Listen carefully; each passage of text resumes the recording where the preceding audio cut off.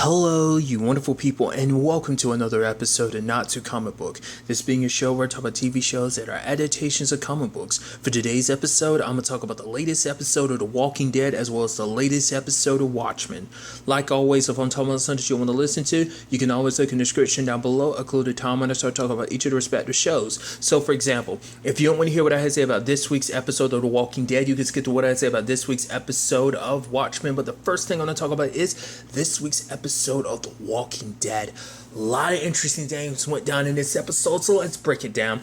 Obviously, picking up where last week's episode left off, I was just kind of hoping that Sadiq's situation would play out a little differently than it did.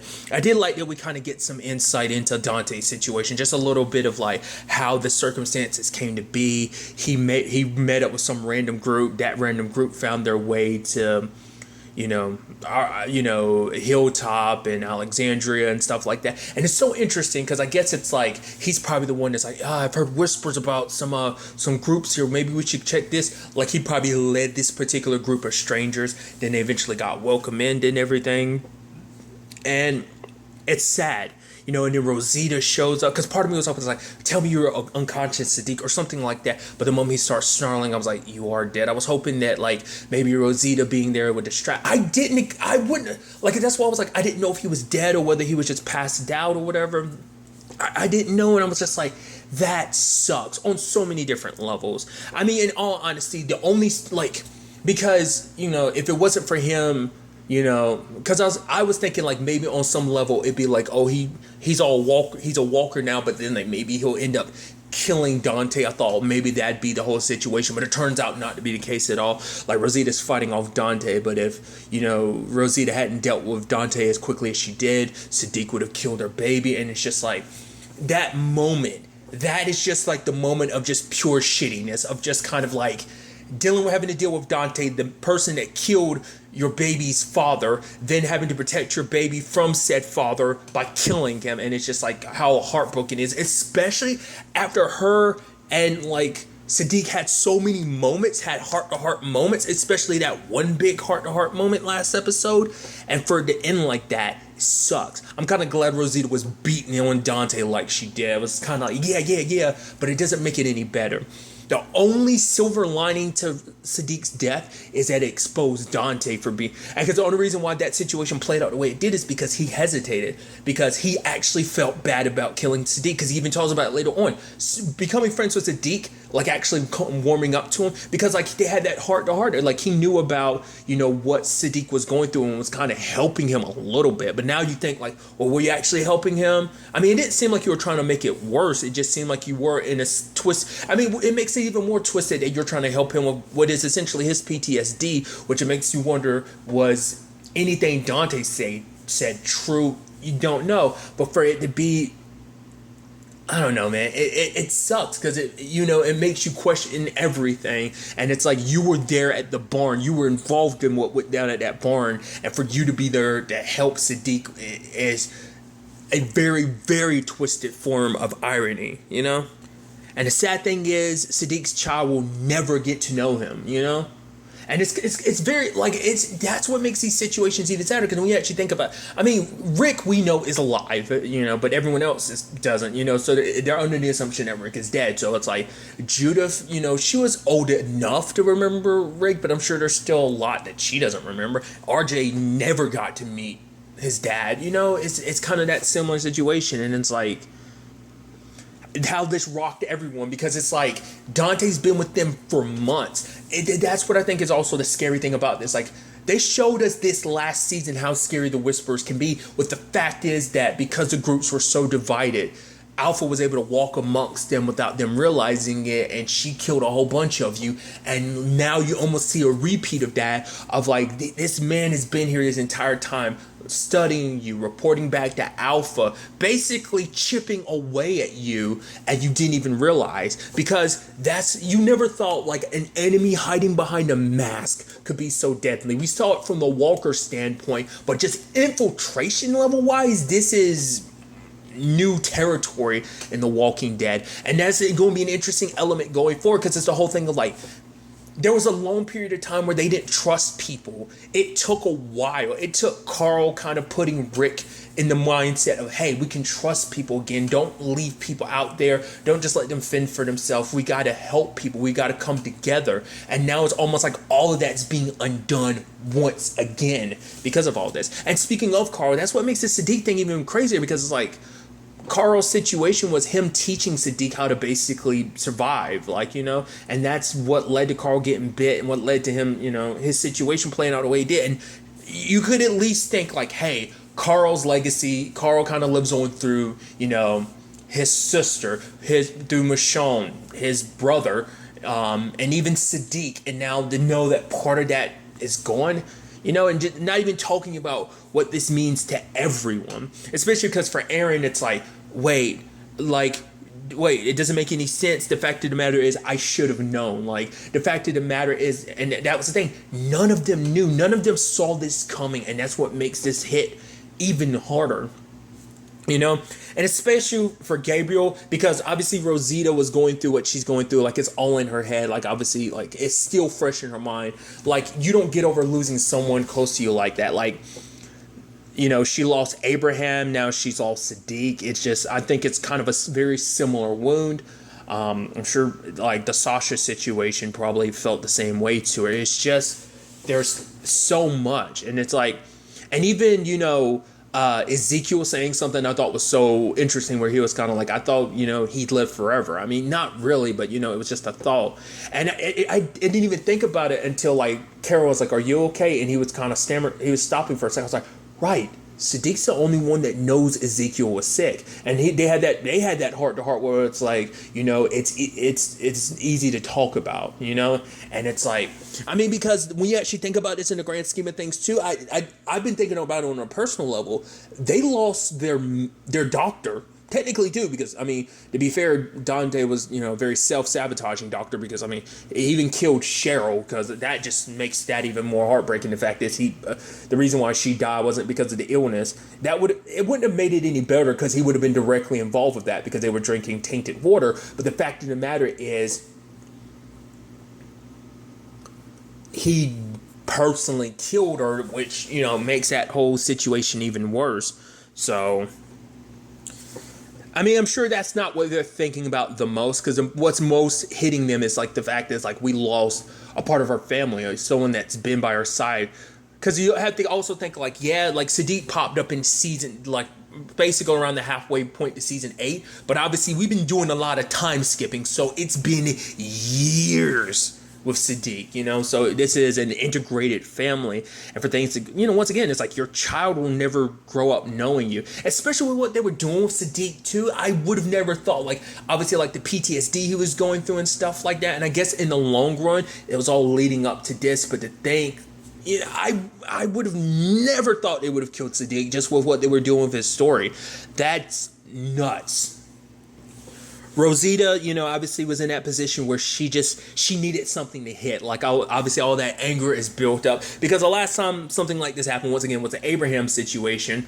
Her and Sasha were kind of dead set on killing Negan, so it was kind of a thing. But I think because of everything that Rosita's been through, it's kind of a combination of growth plus a little bit of fear, because for her, it's she was out there fighting the walkers, but she was off her game because of the whole Sadiq thing. It's not just because he was dead, it's also because if I die, cause for her, it's if I die, I die. She never had to worry about it too much before, but now it's you're a parent, someone else's life depends on your life, especially even more so now, because with Sadiq gone, if I die, my child's gonna not have any parents, and it's that scares her and terrifies her, and it kind of makes it hard to kind of go out there and do that now, because you have something,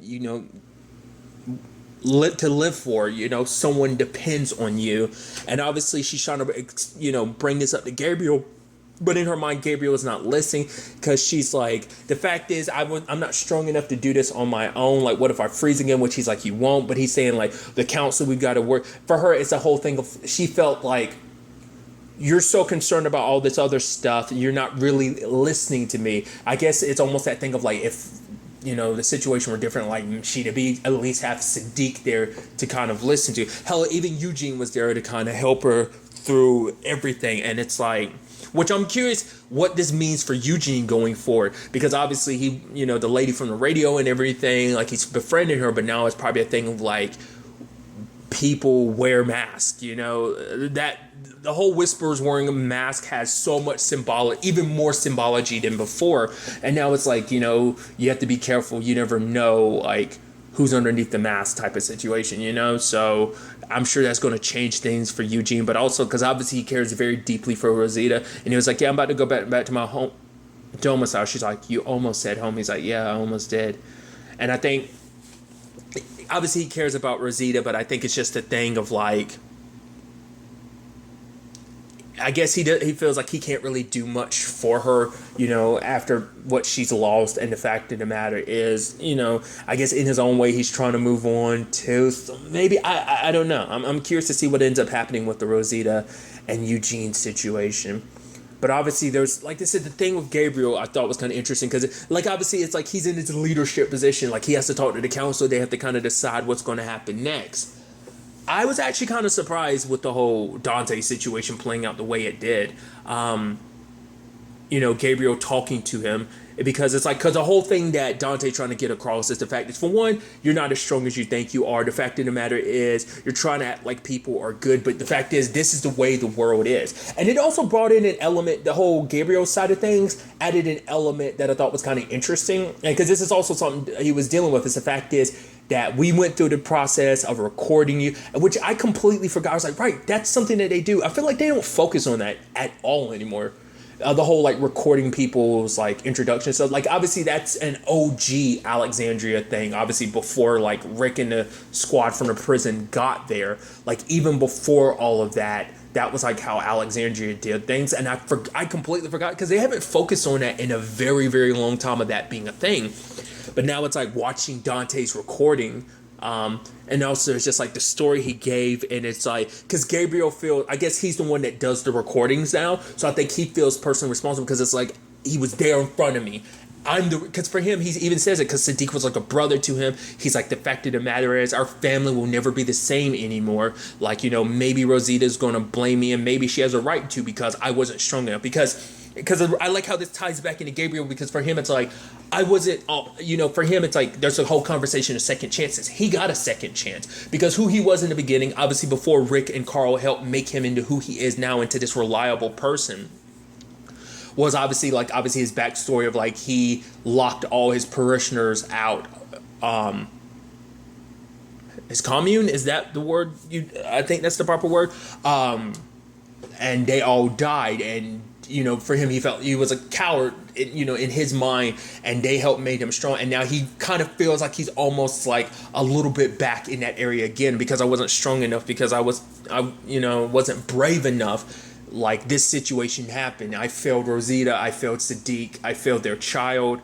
And once again, it's the whole conversation of, like, second chances. And he had his second chance. And I think this was him, like, doing what he did. I don't know, like, him killing Dante like that. And it wasn't just like a straight kill. It was like, it was brutal. He stabbed him multiple times. I'm like, holy crap. And I'm pretty sure he did that on his own. I'm sure he didn't get any council approval for that. He was just driven by his feelings. So, and I think Rosita sees it, and I think on some level she appreciates it, because it's like, even though he wasn't showing it, Gabriel was hurting too. And I think it's like, without words, they were kind of able to kind of express that both of them were in pain, because it was his way to show he was in pain, but also trying to help ease her pain in whatever little way that he could, I think.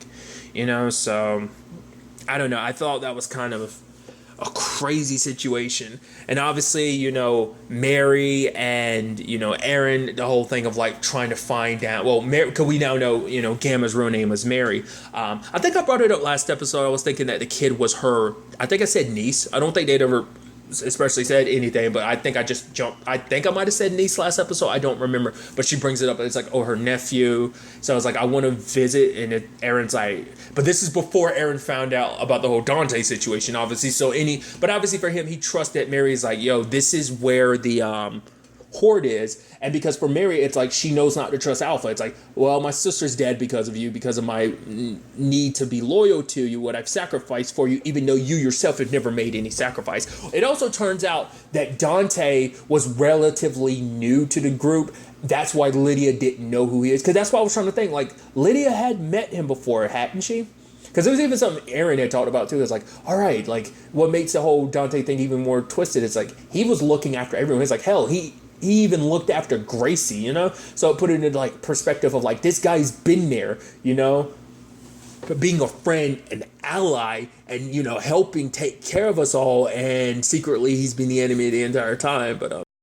But yeah, circling back to what I was bringing up earlier was like the whole point of why Lydia didn't recognize him. Because I was wondering if Lydia ever had visited him, because I couldn't remember. I think she did after she got beat up, right? Because I think it was Sadiq that was looking after her, but maybe he made his point to kind of avoid being around her anyway. Because I don't remember if they've been in any scenes together, Dante and Lydia. I don't remember, you know, but maybe they had been and I just didn't remember. But regardless, which that's a part of this episode too, not only tracking down the Horde, it's also about going after Lydia as well, because now it's that complicated thing of like, well, Lydia's the only thing that's keeping Alpha from completely wiping us out, but at the same time you have Carol being like, is that really all she is? Almost, which is so interesting. You make that point after you literally used her last episode to prove a point to Mary, aka Gamma. Like, that's why I'm like, I think that was just interesting.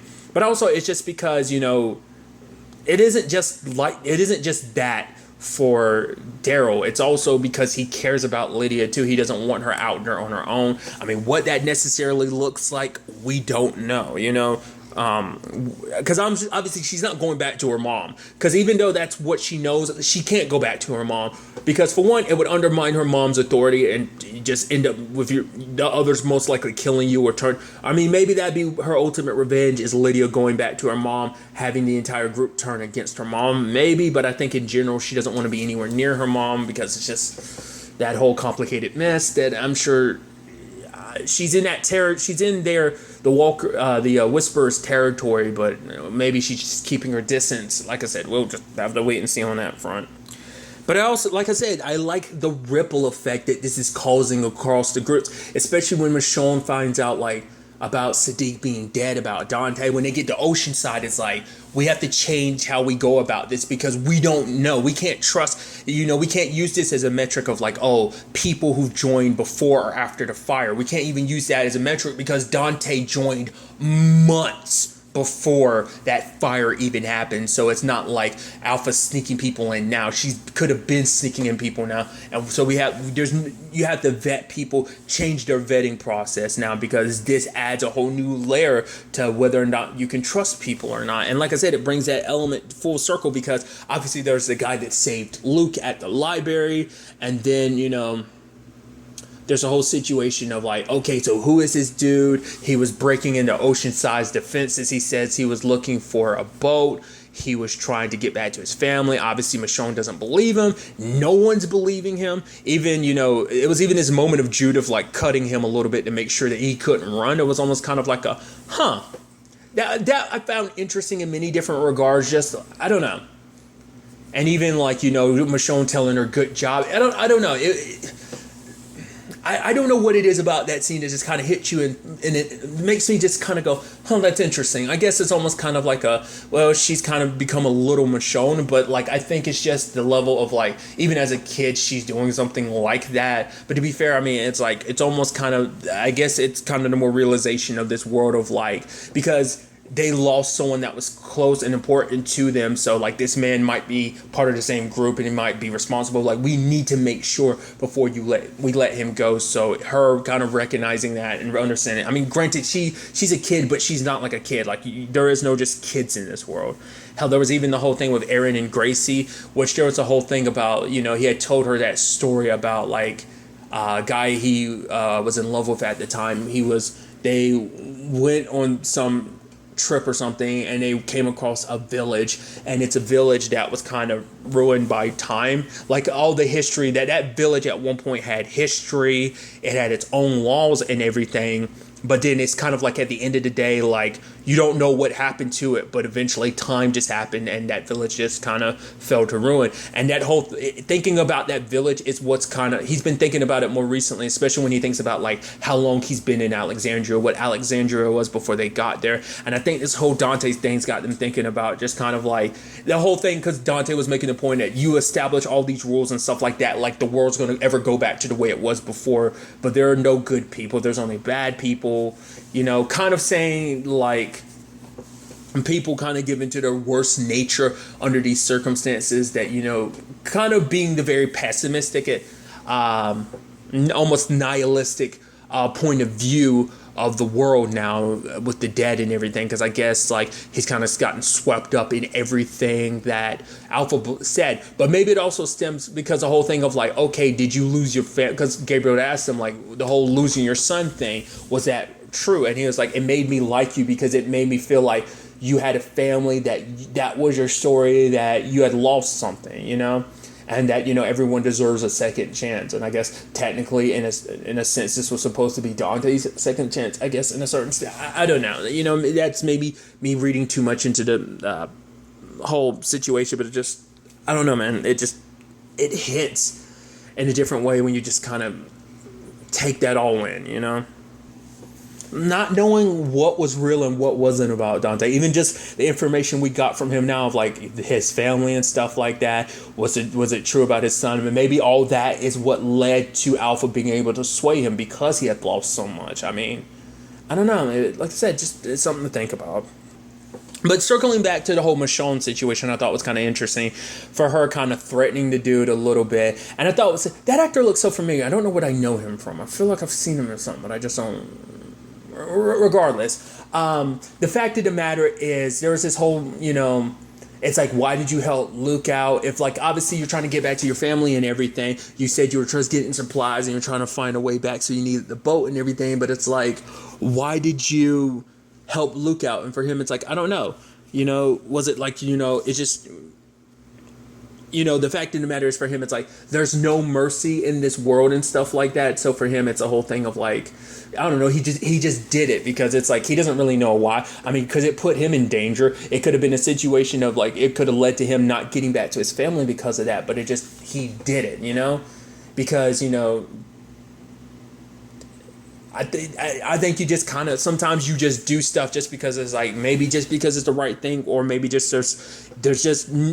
there's a reason to be merciful towards people. And obviously that hits Michonne of like, you know, kind of, you know, the whole thing of, you know, your mercy kind of outweighing your wrath. Obviously I'm screwing up the quote, but still.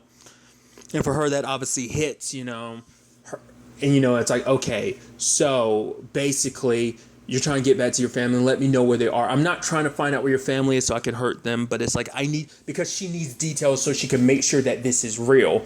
And so he tells him that this has something to do with a naval base. It's kind of a little bit of an island naval base that they live on, which I'm wondering if that has anything to do with like, is that what that's set up to be?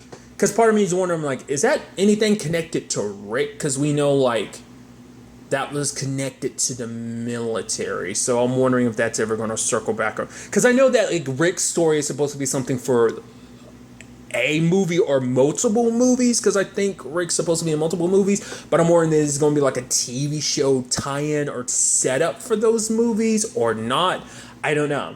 But Michonne's in a position where she's like, we've made a deal. I will go with you. Make sure you get back to your people. Then find a way to bring whatever weapons they have could be weapons they could use to destroy Alpha once and for all. In particular, kind of defeat her large ass horde, because doing it on her own, with their numbers, would be impossible. There's just too many walkers. So there's that situation, which she has to leave Judith behind, because obviously this is about ending all of this. And, you know, because Judith is like, I understand, because you got to do this so that we don't end up losing anyone else, you know. So that's got to be the hardest thing, leaving your kid, especially after everything that's happened really recently with the whole Sadiq situation, especially what he ended up, you know, Sally having left behind. I think that probably resonates, but it's even more so because of, you know, what he ended up leaving behind, that you got to do this even more so, you know. So what was interesting though is we do learn the dude's name's Virgil, and at first it clicked in my head. I'm like, huh, Dante and Virgil. Like, I know of Dante's Inferno and stuff like that. All that's like biblical stuff. I don't know what that story pulls from. Once again, I'm ignorant. Obviously, my brain immediately goes to Dante and Virgil from DMC, which I know that's pulling from the same Dante and Virgil from. Once again, that's like religious stuff. I don't know if that's necessarily Bible stuff, but I think that's what they come from just because, but like I said, my mind immediately goes, I just think like maybe that's what they're setting up too. Like, once again, I'm not familiar with the only Dante and Virgil I'm that familiar with is from Devil May Cry. Once again, if you don't know what Devil May Cry is, it's a video game series. I highly recommend you look into it. It's a really good like action-y video game series. Since we're already on the subject, I figured I might as well kind of throw out my nerdy recommendation of the day. Regardless. So that's only Dante and Virgil, and I know their relationship kind of reflects a little bit of the real, I'd say quote unquote real Dante and Virgil, but I'm wondering what the correlation is in this series, what that means, Dante and Virgil. It's like, oh yeah, Dante just died, and all of a sudden we get introduced to Virgil. It all kind of happens simultaneously, so regardless, I'm very interested to see where that ends up leading. So that's Michonne's side of things and kind of where things are getting left off. But then another side of things, it's obviously like, hey, let's look for these walkers. And obviously, they're going into Alpha's territory. And so there's a whole thing with Carol being so focused on killing Alpha. Like, there's a bear trap there, and Daryl's like, whoa, watch out for that. It's like, okay, but he's like, you need to let this go, and you need to stop. And she's like, what are you talking about? You're so focused on killing her, you don't care what happens to you. But for Daryl, it's like, I do. The fact of the matter is, ever since you've been on that, after you get off that boat, even all that time on the boat and you've come back, it's like talking to a ghost. Like, the fact is, she's so dedicated on revenge, like I said, everything else. And that was the whole point that Dante was making. It was like, I was meant to be here to kind of make, chip away at you, make you paranoid so that you would make mistakes. And I think that was the whole situation of making, like, even Carol, well, because to be fair, he shows up afterwards, but it's supposed to be little things that kind of pushed him in a certain direction. Because I'm wondering what's the whole plan to basically push them into basically starting a war with you so you can have an excuse to, or was it just because that's the thing, you could do it at any point in time, but I guess because of the whole Lydia thing, you wanted to personally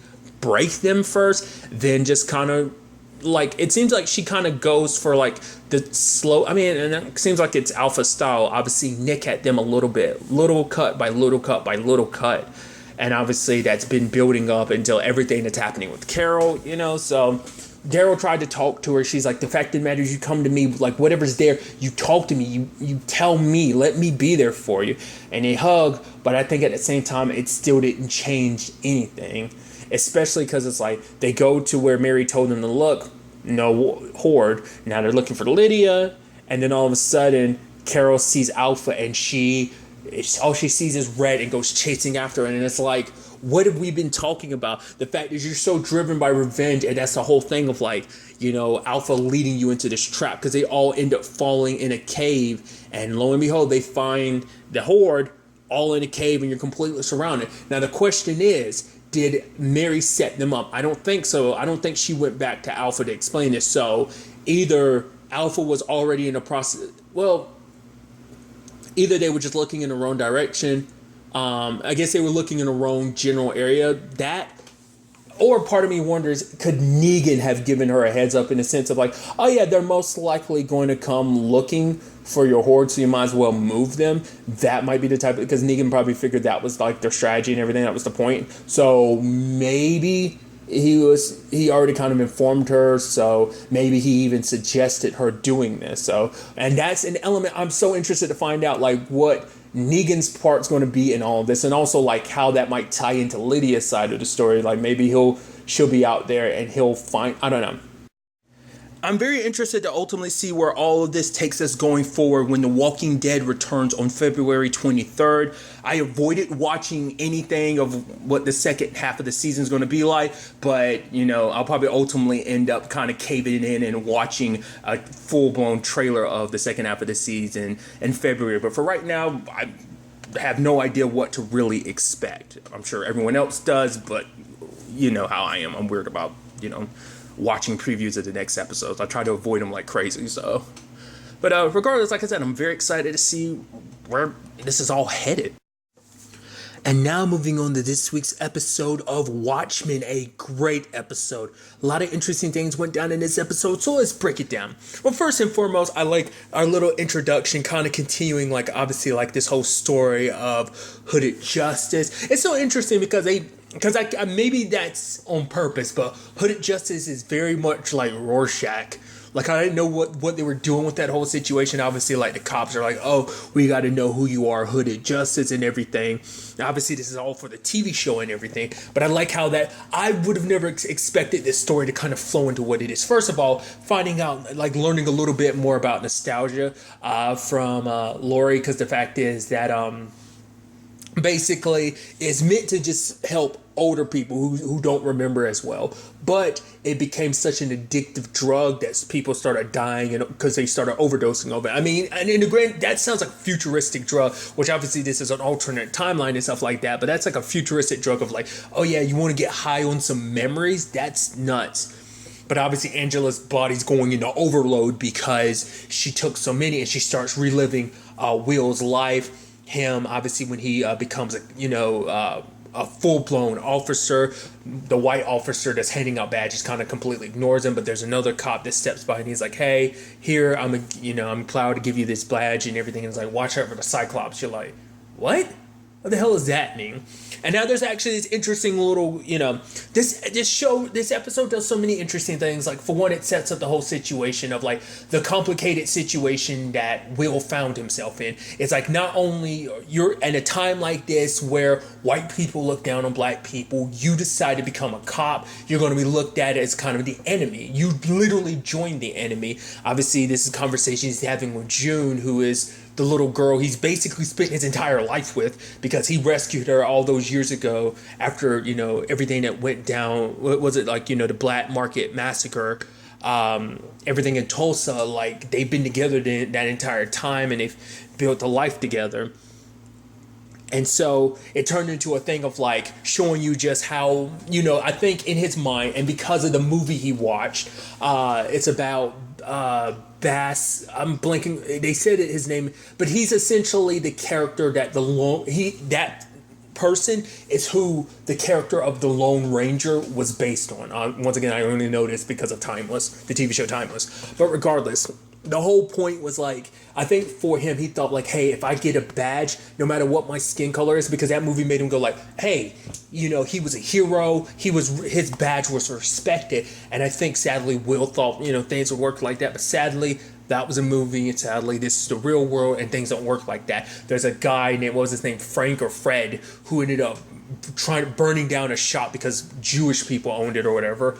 And obviously Will tries to bring him in and get arrested. I almost had, like, I was like, oh my God. I was like, oh man, the cops are walking over. And he was like, yeah. And he refers to Will as a spook. And he's like, whoa, you don't use that language. I was like, oh my God, they're backing you up. I was like, oh my God. I was like, really? I was like, oh man, that's incredible, the time and everything. But then later on we find out, oh no, on multiple levels, like, one, that guy ended up walking free. Two, those same cops, we see them drive by later on, they're dragging two black people behind them, and it's like, Jesus Christ. So for him, it shows him, like, I think for a moment he probably thought the same thing. I'm like, oh, okay. It's like, yeah, we're cops, we're brothers, like, we're brothers in arms. And it's like, no, that was just complete and utter BS. Which even that has parallels to present day in regards of the show, just like Judd and Angela's relationship. When you actually break it down and think about that, regardless, we'll kind of circle back to that soon enough. But the fact of the matter is, kind of piecing it all together of, like, obviously, Will getting beaten up by those cops. They drag him out there, and I'm like, oh, is this why you decided to kill Judd? Because I'm like, it's literally a very similar tree that you're being hung from and everything. And the moment he dropped down and he's got the mask in his hand, the coat, the hood over his head, and he's got the noose around his neck, I was like, your Hooded Justice. I was like, holy shit, that was a beautiful twist. Well, not really twist, but reveal. I love that, because I'm like, okay, so why did they keep showing us this whole, like, Hooded Justice thing? Like, what's the whole point that they're really trying to get across with that? And it was like, that the fact of the matter is, history is so skewed. I mean, to be fair, history was skewed more on purpose because June and Will decided to skew it like that. But it's at the same thing of like, no matter what you look at, don't like, because obviously like it's a very dramatization of Hooded Justice's life. At least you kind of think so. There's some truth in it, but I'm sure a lot of that was hyperbolized in certain regards. But obviously, because the whole thing was like, oh, why do you have the noose around your neck? Yeah. And then one couple was like, yeah, I'm pretty sure it's a sex thing. So it's like, but now we understand why. It's like, it makes so much damn sense about the noose and everything now, what that symbolizes. Because June had said that, like, the fact is Will was angry. The fact is you're not even trying to deal with the past. You don't want to even live in the past. And it's like, that's why you're so angry, because you're still holding on to all that. There's no like just accepting it as like the shitty, terrible thing that happened. He's still holding on to it. He doesn't want to live there, but he's still kind of consumed by it. And obviously that leads him to kind of, and it's so interesting to learn that basically, because the TV show had even referenced it, but he was the first vigilante. And so he saves some people, and it starts going like, oh, wow. And so he kind of gets spread around of like, oh, Hooded Justice. And then the whole thing of his wife, June, is the one that tells him to wear the paint and everything like that over his eyes to make it seem like he's white. I was like, oh my God. Like, once again, that's why like any rumors about who Hooded Justice would be that Hooded Justice is white, because it's the thing of like, if it was a black man saving them, people wouldn't have been as receptive. But also it's like, if they think it's one of their own, it won't be as much of an issue, because if they find out it's a black man doing it, obviously they would hunt down every black person around, finding out who's Hooded Justice. I mean, they're already kind of hunting black people down anyway in that regard, but it's still, I just thought that was like, holy shit. And then it's also like the parallels of like, that's exactly what Angela does now, like, you know, when she becomes Sister Night, you know. So it was like, that whole thing was kind of interesting. Obviously she does it for different reasons, but it's just like the parallels there were incredible. And obviously, you know, him going out, dealing with the group known as the Cyclopses, and we find out, oh, they're clan members. So it's like some group, some specific group of clans members, or maybe it's just clan members in general, but I think it's a specific group, because they do the whole thing above their head. Because even I was like, what the hell is that symbol supposed to be? It's like, oh, it's supposed to represent an eye, you know, that specific eye, a Cyclops. I'm like, wow.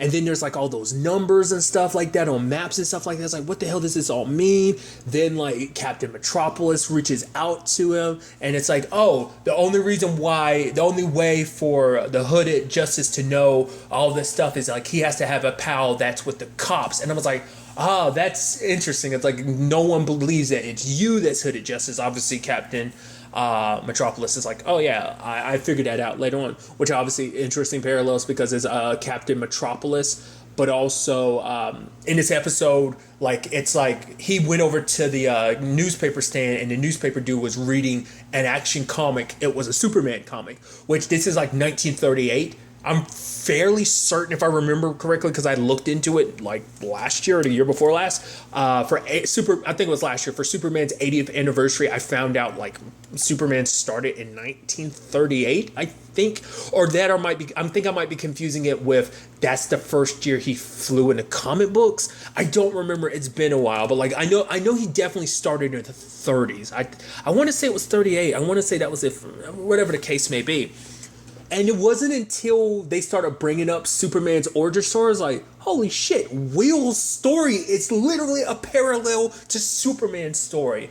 Your parents put you in a little pod, send you away, and you crash land on Earth, which obviously, like, he left his home behind of Tulsa. Obviously, it's almost symbolic, because he was in a field and he was carrying a baby, June, away. So it's just like, obviously the parallel is more supposed to be like him being the, you know, baby that was carried away, but it still applies. I was like, holy shit, that's so interesting to make that parallel like that. So I thought that was fascinating. But obviously he joins the Minutemen, and obviously he's also having an affair with Captain Metropolis. That was also another thing of just like, oh yeah, Metropolis, and obviously that being connected. I mean, to be fair, this is under the banner of DC. I just thought that was kind of, you know, fascinating. But it's so interesting, because now he's in this complicated situation of like, he's having this affair with Captain Metropolis. He's married to June, especially the history they have. And they ended up finding out like, oh, she's pregnant with their son. And he's also being a vigilante, his life is literally split. He's living not a double life, a triple life, basically. That, I mean, I guess even quadruple if you want to count the whole like being a cop thing, but I think that kind of all kind of goes together. So it is like he's living a triple life. And I thought it was kind of interesting what they set up of basically being like him and the Minutemen are like, he joined the Minutemen and everything. It's like, yeah, obviously you're the first breed of the vigilantes. Obviously you inspired so many, so you legitimize our group by joining us. And he did, because it's like, hey, he wants to stop the Cyclops group and everything. But the complicated thing is that he comes to realize that the Minutemen aren't all, like it's all, at least when it comes to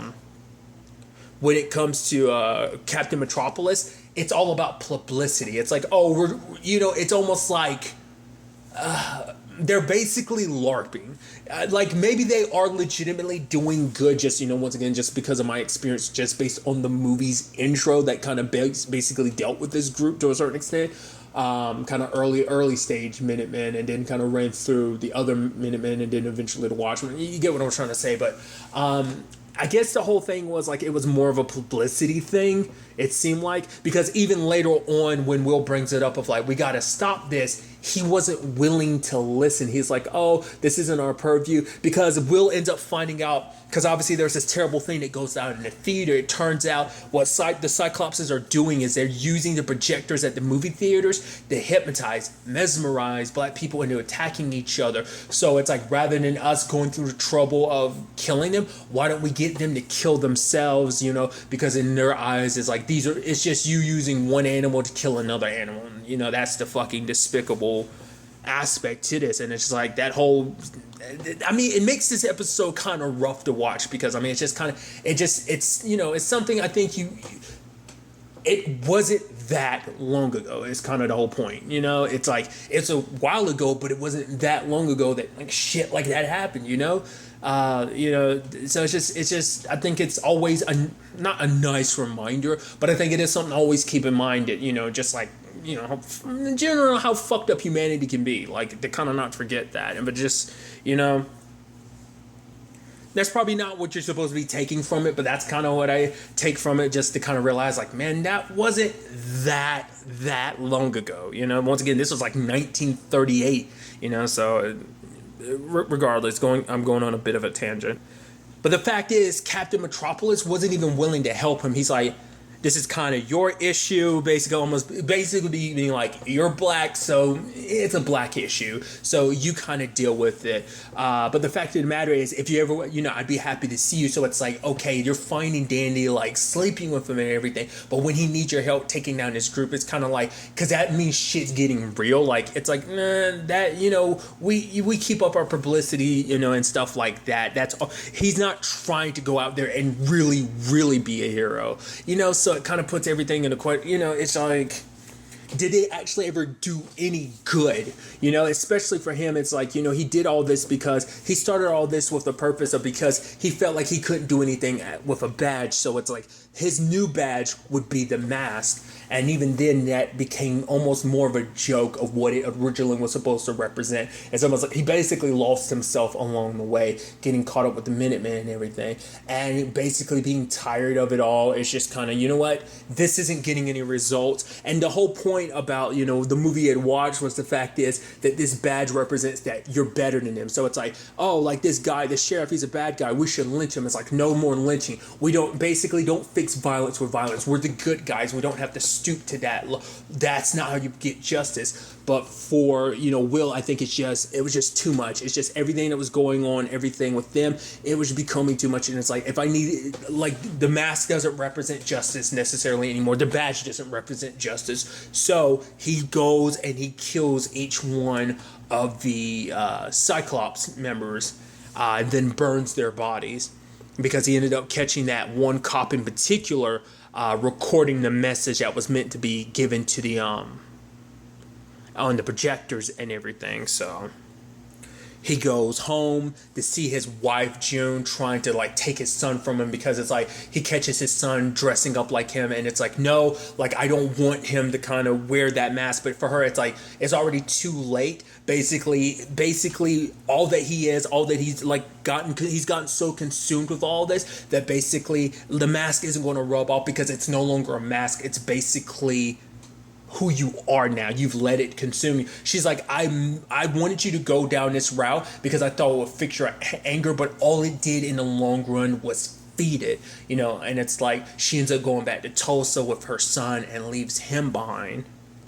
Because that's the thing of like, once again, I'm not that familiar with the comic books, but because basically what the movie does with the characters is obviously a very, very, very, very condensed version of their story without really going into too much detail about their whole thing. So if I remember correctly, doesn't he get locked up?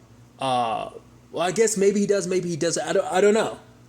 Because maybe things work out differently in the comic books. But I think I remember Hooded Justice getting locked up, being kind of carried away for kind of being crazy. Which, I guess that's just because like Will was just so consumed by hate. I wonder, did he kind of stop being himself, and did he just fully become Hooded Justice? Maybe that's kind of the parallels at work. Because even stuff from the TV show, like even the whole thing about Captain Metropolis, like trying to frame, wasn't it like the president at the time or something like that? He was trying to frame someone, or rather blackmail them, and it's like, oh, he has all these different boyfriends, which I guess you can make the argument like maybe that made Will feel like he wasn't as important anymore. So I think even though like obviously things are wrong in the TV show, that obviously there might be some truth to it. Once again, it's like that might be just kind of like a fabricated nation aspect of his life, which even that's got to be rough. It's like there's a TV show based on you where nothing's right. It's got to bother you to a certain extent, because it's just a reminder. I mean, to be fair, maybe he's kind of fortunate because because of the nostalgia. He doesn't have to worry about remembering that, because he's older now, so those memories are in the pills. So it's not like it. I mean, I guess it's almost the easy yet sad way of dealing with that, because those memories are. I mean, because the whole point is like there's a chip that copies them into a pill. Now the thing is, are they copied or are they completely downloaded? So it's like, do you not? I don't. Lori didn't 100% go into details about it. So my understanding is that we caught that, but I don't know if it's like the memories are still in your head and it just forces you to relive them. But it sounded more like once it's in the pill form, it's basically out of your head. So he might not remember all of this stuff. Like she might have a good chunk of his memories. Regardless of the situation, I was like, that's just crazy to think about. All of that, I didn't even talk about it, but there was that whole aspect of, because of what she's going through right now, Angela is constantly like flipping back and like losing her own identity amongst all of this, which maybe that's another angle to this. Like maybe I'm reading too much into it, because the whole thing is like obviously Will was kind of losing his own identity to all of this, or at the same time you're having Angela, who's reliving his memories, losing herself to it. Obviously Lori and Cal trying to reach out to her to kind of like give her a sense of identity, which I even love Lori being like, yeah, you got your eyes wide open, it's just creepy as hell, but yeah, that, so the fact of the matter is, you're kind of almost in a coma-like situation. Cal was telling her name, where she was born, when they met, their children's name, to try and give her a sense of like, kind of ground her. Like, this is who you are. Hold on to your identity. Don't let it slip away, And, and I liked it was kind of a nice aspect of the entire episode of like, every once in a while, rather than seeing Will, we would see Angela, because the lines were blurring in her consciousness, So there was that. Then we kind of got the other side of the story with the whole Judd thing. He took, I guess maybe it's something he went to Lady True about. Maybe she perfected the technology for him. But basically in the form of a flashlight, he was able to activate it and kind of make Judd kind of put him. It's like, and the moment Judd starts pushing him in the wheelchair, I'm like, you never actually got up from the wheelchair. You basically made him kill himself. So, and we kind of have that rundown of everything of like, it's like, oh, like, because he talks about the fact is, like, and you see bits of Judd kind of coming out where he's like, don't you realize what I'm doing for you people? It was like, oh, so that's how it really is, Judd. Which is why I was making the point of, like, it's so crazy. The fact is, it seems like you're almost like biting your tongue almost. It's almost like you're fighting back your race. And yet it's like you spent so much time around Angela. You took so much care of Angela. You brought her under your wing and everything. And then at the same time, like, you know, you had dinner with her family. Like, that's why I was kind of like, his wife had to have known about that whole thing. She had to have known, right? I mean, maybe she legitimately didn't know, but still, it's like, oh, that wasn't his. It was a keepsake of his grandfather. It's my legacy, which is like, if it really is your legacy and you're so proud of it, why do you hide it? And it's like, once again, they cut back to the picture of his grandfather. It's like, we supposed to know who his grandfather is? I wasn't really 100% sure what to kind of make of that. Like, because my brain was like, is that supposed to be like, no, because I'm about to say, was that supposed to be like Captain Metropolis or something? It's like, no, it definitely wasn't.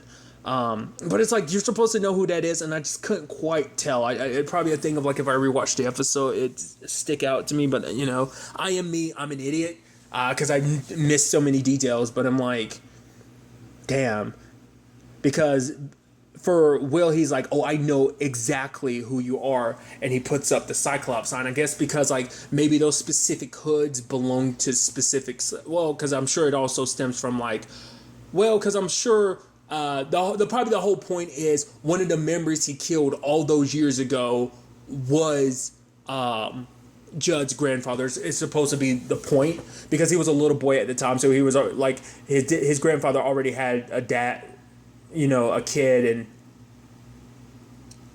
his kid had a kid. So I guess it's kind of like the whole point that they were kind of trying to make. So it's probably a whole thing of like,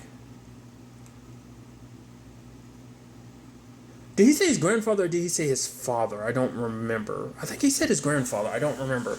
But regardless, it's like, that might be what it is. So that's why he's probably like, oh, like, I know because Home Dude was part of the Cyclops group. So it's like, I know what you're all about. Especially because, like, obviously everything, you know, because obviously, like, because it doesn't matter if Judd is necessarily one or not. You're part of a family. You're holding on to that despicable legacy. Like, you shouldn't do that. Like, you holding on to that legacy, almost acting like you're prideful of it, yet you hide it. But the fact that you're holding on to it almost shows some semblance of pride, you know? So, and I think for Will, when he sees that, all he can think of is of the men who killed people that were important to him. Is like, Tulsa was his home and it was taken from him. He lost so much. He lost his parents. Obviously, once again, that anger, and that's what drove him to push Judd to do what he did. So now we kind of have everything coming back full circle. We have Angela waking up because Lady True's there to be like, oh, you're awake now. So now it's like a whole thing of like, okay, so now Angela has more insight into who Will is and what he's been through. So I'm sure she's going to be more sympathetic. But still, the big question is, what the hell does Lady True and Will have up their sleeve? I'm surprised Lori kind of let that happen, because it seems almost like Angela's kind of out of her grasp. But maybe because Lori had pieced it together that this is all connected to Lady True, because she has something to do with the nostalgia drugs anyway. So it's kind of like Lori was already pointing in that direction. I mean, obviously, you know, the ship that had taken Angela's car belonged to Lady True too. You know, it got manufactured at her company and everything. So all roads point there anyway. So I'm wondering, is Lori already there waiting for Angela to wake up, or did Lady True and Will kind of like snatch her away and be like, Lady True was like, no, we got this. We don't need you around type of thing. So Lori's kind of been cast on the outside. I don't know. An aspect of something I also forgot to talk about last episode was we saw the cavalry roll up, and